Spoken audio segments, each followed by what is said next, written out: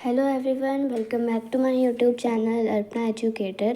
So in this video I am gonna teach you class 8 science chapter 13 which is light. तो फटाफट से इस video को शुरू करते हैं। बट सबसे पहले अगर आपने इस चैप्टर का पार्ट 1 और पार्ट 2 वीडियो नहीं देखा है तो मेक श्योर सबसे पहले आप उन वीडियोस को देख लो, then come to this video. तो अभी हम फटाफट से स्टार्ट करते हैं। और हमारा आखिरी तो नहीं, मतलब आगे वाले आने वाले जो भी टॉपिक्स हैं वो बस आई के ऊपर ही होने वाले हैं। So let's start the video. तो अब हमारी जो आई होती है वो क्या होती है, सबसे पहले तो हमारी आइज़ पे लाइट जब एंटर होती है तभी हमें इमेजेस, मतलब थिंग्स जो हैं वो दिखने लगती है। और जो हमारी आई होती है वो मोस्ट इम्पॉर्टेंट सेंस ऑर्गन होती है। मतलब वन ऑफ द 5 सेंस होते हैं ना सेंस, तो उसमें से पहली, मतलब उसमें से बहुत ज़्यादा इम्पॉर्टेंट सेंस ऑर्गन होती है जिसे हम देख सकते हैं। तो अब ये इम्पॉर्टेंट होती है तो उसके लिए हमें इसको समझना पड़ेगा कि इसका स्ट्रक्चर क्या है, ये वर्क कैसे करती है। तो सबसे पहले आई का जो फ्रंट पार्ट अगर आप देखोगे अपनी आंखों में, सबसे पहले एक एक्टिविटी करो, बुक में मेंशन नहीं है but I am telling you. आप मिरर के सामने जाओ और अपनी आईज़ पे देखना कि आपको ट्रांसपेरेंट कुछ नज़र आएगा। ठीक है, आप अंदर देखोगे मतलब तो आप कुछ ऐसा ट्रांसपेरेंट जैसा चमक रहा हुआ दिखाई देगा कुछ, तो उसी को कहते हैं हम, उस पार्ट को, कॉर्निया। अब कॉर्निया आपने देख लिया, अब बाकी आपको अंदर का, मतलब जो भी हम पढ़ने वाले हैं वो नहीं दिखेगा क्योंकि वो अंदर होता है इसीलिए। तो अब कॉर्निया के बिहाइंड, मतलब कॉर्निया के बाद आता है हमारा एक आइरिस, जो कि होता है डार्क मस्कुलर स्ट्रक्चर, जिसे हम आइरिस कहते हैं।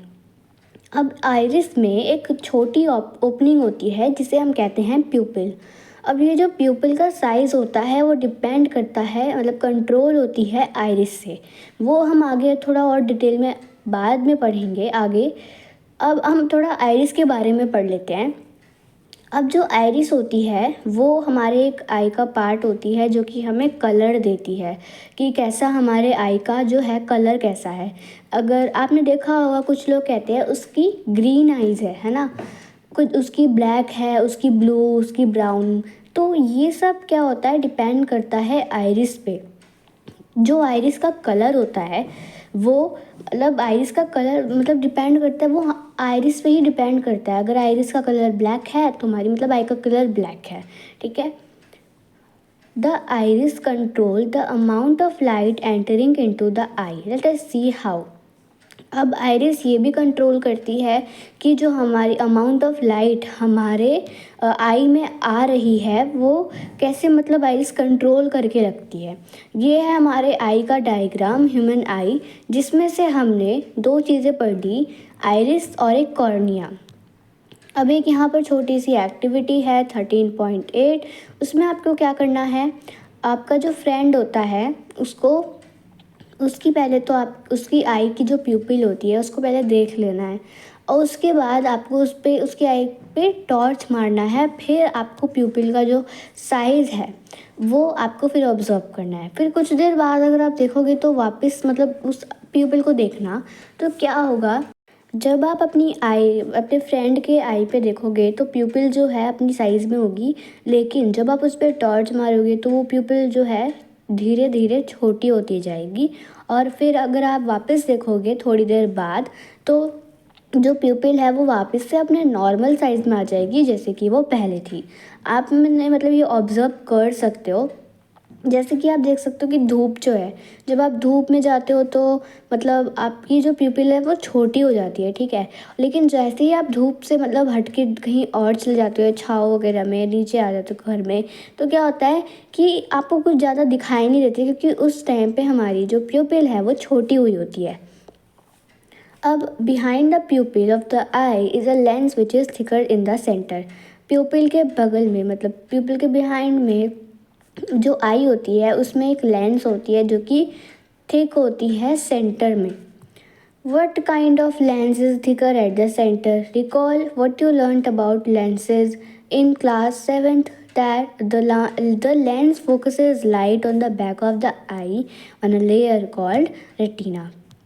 अब यहाँ पर आप देखोगे, ये जो हमारी कॉर्निया थी ट्रांसपेरेंट जैसा, उसके मतलब अगर आप पीछे देखोगे, यहाँ पर रेटिना दिख रहा है आपको। तो ये जो रेटिना है ये ट्रांसपेरेंट होता है, ये बैक ऑफ द आई यानी आई के पीछे होता है। ये क्या काम करता है कि इसमें ना कुछ सेल्स लगी होती है, कुछ कुछ सेल्स लगी होती है। और ये जो आप ऑप्टिक नर्व लिखा हुआ देख रहे हो यहाँ पर, ये है ऑप्टिक नर्व। तो यहाँ पर सबसे पहले तो आप कोई भी इमेज को देखते हो तो ये जो आपको रेटिना दिख रही है, यहाँ पर आप रेटिना, ये पूरी रेटिना है, ठीक है। पीछे आप जो देख रहे हो, तो यहाँ पर आप देख सकते हो ये पूरी रेटिना है। जो पीछे आपको वाइट वाइट कलर का दिख रहा है वो रेटिना होती है, उस पर कुछ सेल्स लगे होते हैं, ठीक है। तो आप कोई भी इमेज देखते हो, मतलब सॉरी, कोई भी आप अगर आप ऑब्जेक्ट देखते हो तो जो इमेज है वो इन सेल्स पे बन रही होती है। तो और जब इमेज बन रही होती है तो ये जो आप ऑप्टिक नर्व देख रहे हो उस पे से जाती है और हमारे ब्रेन तक ही, मतलब ये ऑप्टिक नर्व लगी रहती है। तो हमारे ब्रेन को, मतलब ब्रेन मतलब समझ, मतलब उसमें कुछ सेंसेशन करता है और फिर हमें पता चलता है कि वो ऑब्जेक्ट क्या है। आप समझ आया। अब ब्लाइंड स्पॉट देखो, सबसे पहले तो रेटिना की दो सेल्स होती है जो कि होती है रॉड्स, कोन्स और रॉड्स। अब ये दोनों क्या है? कोन सेल्स मतलब जो कि सेंसिटिव होती है ब्राइट लाइट में, यानी कि दिन में या सुबह में इन सेल्स ज़्यादा दिखती है इन सेल्स से। और रॉड सेल्स में जो रात में ज़्यादा दिखती है इमेजेस। रॉड सेल्स मतलब जो, मतलब रात में भी आपको चीज़ें दिख पाती, लेकिन रात में हम ह्यूमंस को ज़्यादा चीज़ें नहीं दिख पाती, तो इसलिए हमारे पास होती है कोन सेल्स। और जो उल्लू होता है, आउल, उसमें होती है रॉड सेल्स, क्योंकि उसमें रात को वो ज़्यादातर देख पाता है इसीलिए। अब एक टॉपिक आता है ब्लाइंड स्पॉट, मतलब सब टॉपिक ब्लाइंड स्पॉट, ये क्या होता है? तो देखो, अब जब आप ऑप्टिक नर्व पे यहाँ पर ये देख रहे हो ना, ये जो पार्ट होता है यहाँ पर ना कोई भी सेल नहीं रहती है, तो अब उस पर तो इमेज बनेगी नहीं, और ना ही अब वो ऑप्टिक नर्व से होते होते ब्रेन में जाएगी। तो इस स्पॉट को हम कहते हैं ब्लाइंड स्पॉट। आई होप आपको ये समझ आया होगा, ठीक है। यहाँ पर कोई भी सेल नहीं होती है। या तो देखो, दो हमने सेल पढ़ी ना, जैसे कौन सी रॉड्स, अगर हम ह्यूमन की बात करें तो यहाँ पर कोई भी कौन सेल्स नहीं होती है, ठीक है। तो उस स्पॉट को हम कहते हैं ब्लाइंड स्पॉट। नेक्स्ट हमारी एक और एक्टिविटी आती है विच इज़ 13.9, जिसमें मैं आपको ऐसे ही बता देती हूँ कि आपको एक पेज लेना है, उसमें एक लाइन पे दो चीज़ें ड्रॉ करनी है। पहला तो एक क्रॉस और दूसरा एक डॉट सर्कल। तो अब आपको इन दोनों में से किसी एक चीज़ पे फोकस करना है। आपको अपनी लेफ़्ट आई बंद करनी है। उसके बाद आपको किन्हीं दो चीज़ों पे इस पे फोकस करना है। उसके बाद धीरे धीरे आप उस पेज को अपने पास लाते जाओ, या तो आप अपने हेड को उस पेज के पास लाओ, और आप एक प्लेस पे, एक डिस्टेंस पे आपको जो दूसरी चीज़ें, जैसे मान लो अगर आप सर्कल पे फोकस कर रहे हो तो आपको जो है, तब आपको ये जो क्रॉस है वो तो दिख रहा होगा, लेकिन अगर आप अपने मतलब इस पेज को धीरे धीरे पास लाते जाओगे तो आपको कहीं ना कहीं वो जो क्रॉस है वो आपको अब नहीं दिख रहा होगा। तो दैट मीन्स कि वो अब आपकी इमेज जो है वो अब एक ब्लाइंड स्पॉट पे बन रही है, इसलिए मतलब आपको नहीं दिख रहा है वो, ठीक है। तो उसी को कहते हैं ब्लाइंड स्पॉट। आपको आई होप समझ आया होगा। नेक्स्ट, अब यहाँ पर कुछ नहीं, ज़्यादातर बता रखा है। जो हमारी आईलिड होती है वो हमें हमारे आई को प्रोटेक्ट करके रखती है, मतलब हमारी जो पलकें होती है उनको हम इंग्लिश में आईलिड्स कहते हैं। तो वो हमारे आई को प्रोटेक्ट करके रखती है, जब अगर कोई डस्ट, ताकि आई में जा ना पाए, है ना। तो ये मतलब काफ़ी ज़्यादा अच्छी होती है। और ये क्वेश्चन यहाँ से बन सकता है, ये 25 सेंटीमीटर वाला, कि हम जो होते हैं, मतलब हम सबको जो आई होती है, अब कुछ लोग होते हैं, जैसे मान लो आप कोई चीज़ देख रहे हो, आप मान लो आप कुछ रीड कर रहे हो, तो नॉर्मल आई से जो डिस्टेंस होता है ना कंफर्टेबल, वो 25 सेंटीमीटर तक होता है। तो ये मतलब 1 मार्क में आ सकता है, तो ये आप पढ़ लेना अच्छे से। नेक्स्ट आता है केयर ऑफ़ द आइज़, यानी कि हम अपने आँखों की देखभाल कैसे करते हैं। तो सबसे पहला आता है कि आपको एडवाइस करे हुए कुछ सूटेबल स्पेक्स पहनने चाहिए। चश्मे जो होते हैं स्पेक्स, वो आपको डॉक्टर जो आपको एडवाइस करता है आपको वही स्पेक्स पहनने चाहिए। ज़्यादा लाइट और ज़्यादा ज़्यादा कम लाइट में आपको कुछ भी नहीं पढ़ना चाहिए, है ना। हाँ, और अगर आप कम लाइट में पढ़ोगे, मतलब कम लाइट में अगर आप पढ़ते हो तो क्या होता है, आपकी आई स्ट्रेन होती है, आपको थोड़ी आंखें जो है दुखी दुखी लगती है ना, दर्द होता है, हेडेक होता है। और अगर आप ज़्यादा लाइट में देखते हो, जैसे कि जो सन होता है या फिर एक लैम्प या फिर एक लेज़र टॉर्च, तो क्या होता है वो हमारे रेटिना को इंजर कर सकता है, नुकसान पहुंचा सकता है। एंड देन है हमारा do not look at the sun और ए पावरफुल लाइट डायरेक्टली। आपको सन की तरफ या कोई भी पावरफुल लाइट जो होती है उसकी तरफ एकदम डायरेक्टली नहीं देखना चाहिए। Never rub your fingers if particles of dust go into your eyes. Wash your eyes with clean water. If there is no improvement, then go to a doctor. अब आपको अपनी आँखों को रब नहीं करना चाहिए अपने हाथों से, क्योंकि हम दिन भर कितने सारी चीज़ों को छूते हैं, उसमें काफ़ी ज़्यादा जो होता है डस्ट होता है, बैक्टीरिया लगे रहते हैं। तो क्या होता है हमारी आई में भी वो बैक्टीरिया जा सकते हैं, वो जर्म्स जा सकते हैं। तो इसीलिए हमारी आई जो होती है वो इन्फेक्ट हो सकती है। तो इसीलिए, या फिर अगर कोई डस्ट होती है तो वो हमारी आइज़ में चली जाती है, तो आपको क्या करना है, आपको पानी से, जो पानी होता है ना उससे आपको धो लेना चाहिए, उससे साफ़ कर लेना चाहिए।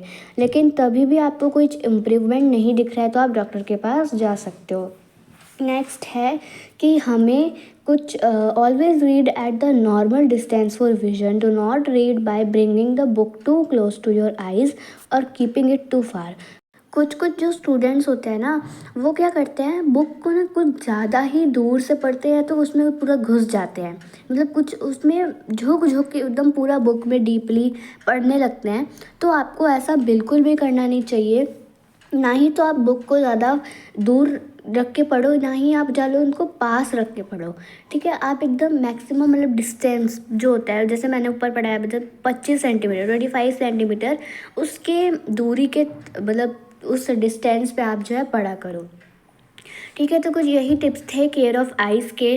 नेक्स्ट टॉपिक आता है visually impaired person can read and right. अब ये क्या होता है, सबसे पहला तो विजुअली इम्पेयर्ड पर्सन्स क्या होते हैं, जो लोग जो विकलांग होते हैं, जो पढ़ नहीं सकते, लिख नहीं सकते, उन्हें कहते हैं हम विजुअली इम्पेयर्ड पर्सन्स। इसमें कुछ ज़्यादा इम्पॉर्टेंट नहीं है, तो हम सीधा इस 13.10 के टॉपिक पे आते हैं, which is what is the Braille system.